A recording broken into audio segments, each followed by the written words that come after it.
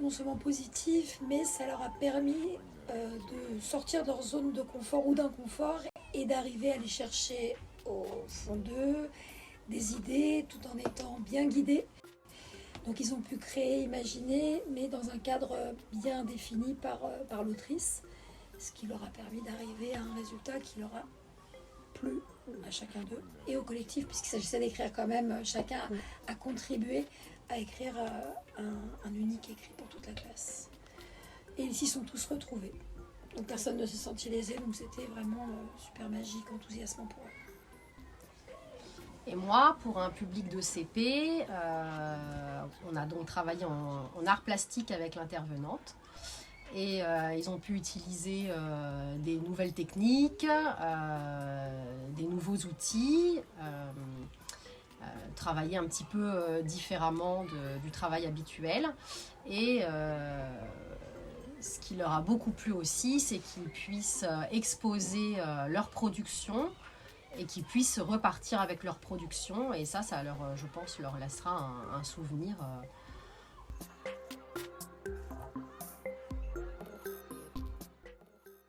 De prouver qu'ils étaient en effet capables de produire quelque chose qui faisait sens dans un écrit commun et de se libérer un peu, puisqu'en effet la production d'écrit pour nous les enseignants, même encore en CM2, c'est complexe à enseigner, c'est complexe à affiner. Et là, en fait, que ce soit par quelqu'un d'autre d'expert, qui soit auteur, qui ait toute sa personnalité à la fois d'écrivain, de lecteur, de lettré, ça a permis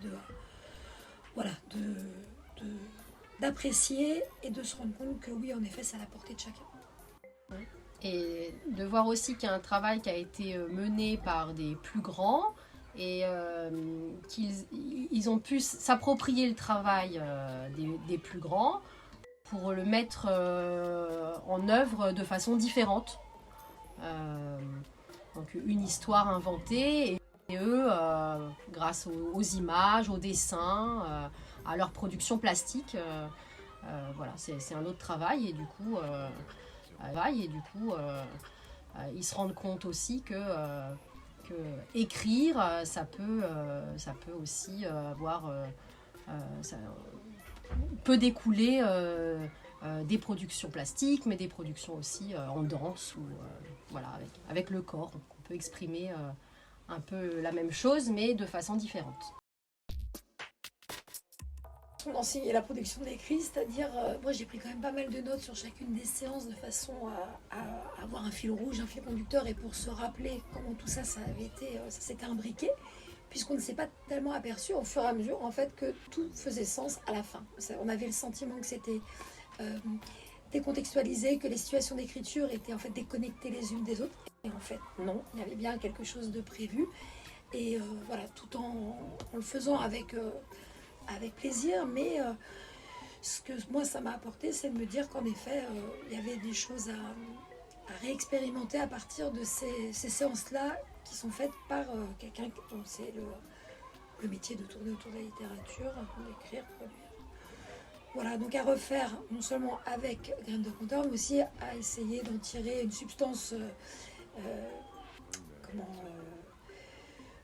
quelque chose d'un peu plus pédagogique à aménager pour après que ce soit un enseignement de classe. Oui, et pour moi, j'ai moi-même découvert de nouvelles techniques et puis voilà, de l'art de la façon que je n'avais pas encore travaillé et puis voilà, des nouvelles techniques et puis voir mes élèves vraiment enchantés et faire ce travail avec plaisir, voilà, c'était aussi, ça m'a beaucoup apporté à moi aussi.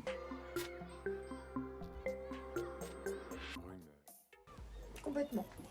Après, à écrire dans ce cadre-là, c'est-à-dire avec cette proximité-là avec l'auteur, avec ces échanges-là, avec cette connexion qui, voilà, là, en tout cas, ça a bien marché, mais oui, je peux faire au moins une deuxième expérience en tant que classe qui écrit, Qu'est-ce qu'il y a plaisir d'écrire et plaisir de lire aussi pour les élèves après auprès d'un auditoire, c'est vrai. Donc le projet, oui, je re-signe sans aucun problème l'année prochaine.